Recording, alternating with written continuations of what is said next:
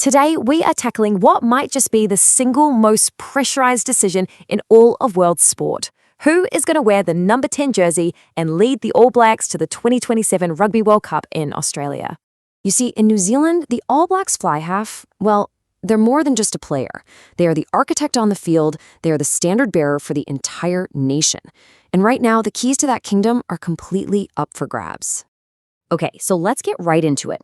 To really understand the options on the table, we first have to get our heads around the core problem that head coach Scott Robertson is facing as he tries to build a team for a shot at World Cup glory. So, what's the big issue? Well, it's this idea of consistent inconsistency. Yeah, on paper, the team's win-loss record looks decent enough, but the reality?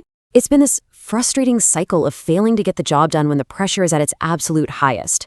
And that has thrown a massive spotlight onto the most important position on the field.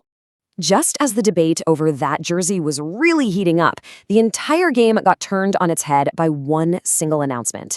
Scott Robertson's most trusted general was coming home from Japan.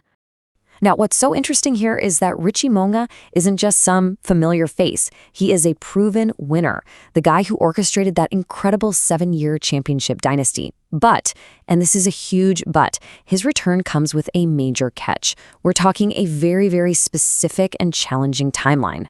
And this timeline, it just lays out the dilemma perfectly. Mo'unga is seen by pretty much everyone as the answer, right? But he won't even be eligible to play a test match until late 2026. That means he misses almost the entire season, including a grueling, absolutely critical tour of South Africa. So your best option is on the sidelines, leaving a huge leadership vacuum. So with the king in waiting stuck overseas, the job has fallen to two of the biggest names in the game. They're both legends, for sure, but they bring completely different things to the table, and, more importantly, very different risks. On the one hand, you have the absolute electricity of Damian McKenzie. Since Mo'unga has been away, he's just been a point-scoring machine, an attacking force of nature who can literally win a match all by himself with his crazy, unpredictable flair. But here it is, the McKenzie paradox.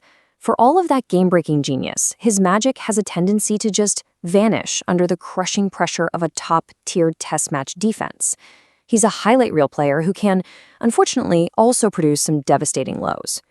You know, maybe the coach's own words tell the whole story. This quote right here, it strongly suggests that Scott Robertson doesn't see McKenzie as his starting general, but more like his ace in the hole, a weapon you unleash in the final 20 minutes against tired bodies. So, to counter McKenzie's volatility, who do you turn to? A certified legend, Beauden Barrett. The thinking was pretty simple. Bring in a cool, experienced head to steer the ship. But for the 34-year-old, the data is starting to show a pretty worrying trend.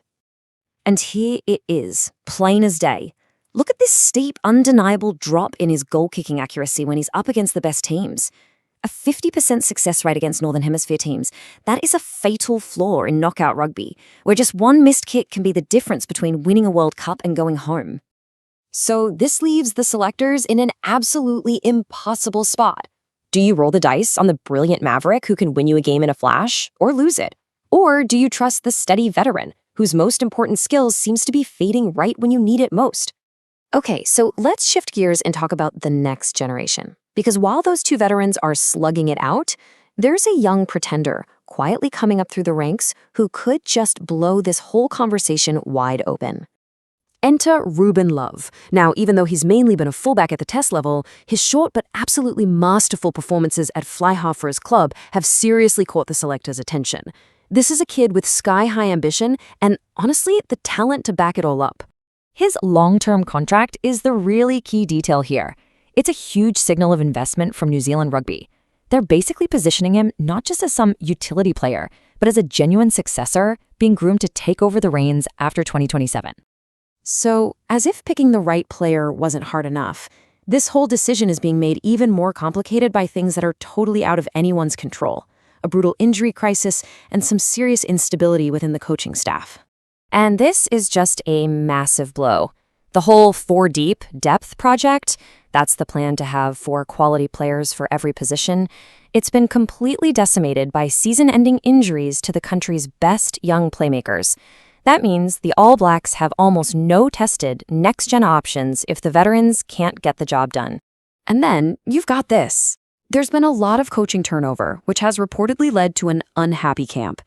Without a consistent offensive architect, the team's been forced to play a more reactive style, and that makes it incredibly difficult for any fly half, young or old, to really step in and thrive. So, after you weigh the returning king, the struggling incumbents, the rising apprentice, and all this off-field chaos, what's the verdict? How in the world do the All Blacks solve this puzzle? Well, the analysis seems to point not to one single savior, but to a carefully managed trio. Mo'unga is your undisputed starter. Mackenzie becomes that high-impact, game-breaking weapon from the bench. And Ruben Love? He's the apprentice, learning his trade, providing vital cover, and really embodying the future. And this is the most crucial takeaway. The on-field plan looks great, it's elegant, but it is incredibly fragile. Its success completely depends on fixing the off-field problems first, stabilizing that coaching team, and making sure Mo'unga's return to Test rugby is absolutely seamless. That's the question that's going to define the next 2 years of New Zealand rugby.